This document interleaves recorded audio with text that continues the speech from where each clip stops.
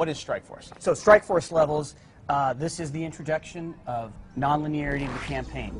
You're going to get these strike options for these Strike Force levels when you're taking on your campaign. You'll have a choice of these levels.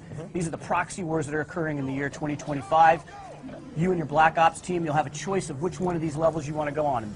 In this case, we've chosen Singapore. We're going into Singapore with this Black Ops level. Now, the thing about Strike Force levels is they are entirely new game design. Right now, what you've seen him just do, the player just do here, is he's gone into Overwatch mode. He's looking at it from a strategic vantage point, and he's setting up his markers here. He wants his squad to go here. He can see in red there, you can see the enemy, and you can see what's going on. He needs to secure these 3 positions. So he's getting the lay of the land, he's going to set it up, and then at will, he can move into and play any one of these. Choice, right? So it's like how you can play this level the way you want to play. It's a sandbox level. You can take over the objectives in whatever way you want, in any order that you want. And you can lose. And you can lose. Right? And you can lose. So so obviously in a Call of Duty game, you need to win, right?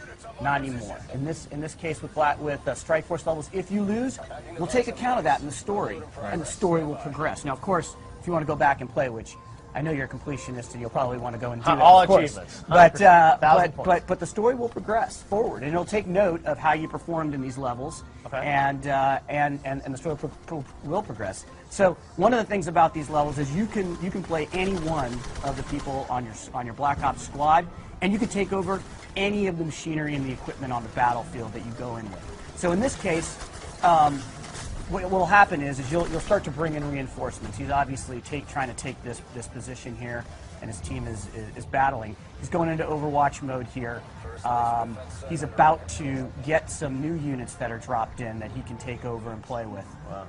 Now these Strike Force missions, are they optional? Do you have to play them? How does it work? Yeah, so you will have to play them. However, you will have a choice about which one of these you want to play, and like I said, they will progress based on whether you succeed or fail. Some of them you may not experience, depending upon how you perform.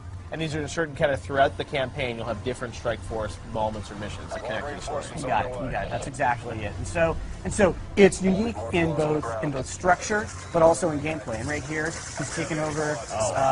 He's taken over one of the drones here, and he can either fire the rockets or he can fire his other heavy caliber weapons. He's rolling right now. This is a very powerful weapon. Clearly, he's driving, right?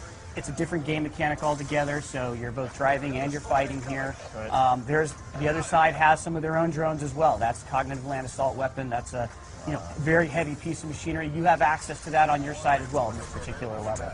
So it's amazing that you guys have all these levels that you've sort of inserted throughout the campaign. Now, this one is obviously set in Singapore, and you're going to have them kind of all around the world? They will be so without giving up the entire fiction, but there's going to be various areas, geographic locations in the world where these hotspots are occurring in this, like I said, in this year 2025. Right. And the head of JSOC is going to come to you and he's going to lay it all out. And he's going to say, this is what's going on, this is what's going on, this is what's going on.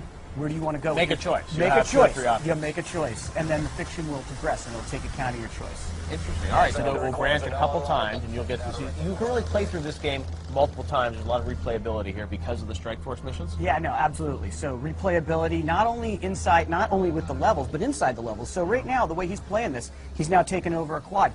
He's choosing to play this level in a particular way. So he's flying through this level with the quad, which is just a lot of fun. You can see that he's... So this quad gameplay, is that gameplay that we'll see in the single-player campaign as well, or are you reserving that for Strike Force? So there is quad gameplay in the campaign. What we've showed you is actually it being used as squad backup. Right, okay. So it's different mechanic altogether. There's a quad right there. Right now you're flying it and you're fighting it. In the campaign in Los Angeles that we showed you guys yesterday, that's squad backup for you. So it's a different gameplay mechanic. So we're able to use the new technology of warfare in the year 2025 in completely different ways depending upon the context here. All right, Marco, I think we're going to have to leave it there. That is Strike Force, though. You got so much coming for Call of Duty Black Ops 2 Strike Force. We saw a campaign yesterday, multiplayer this summer as well, right? Absolutely, and don't forget zombies.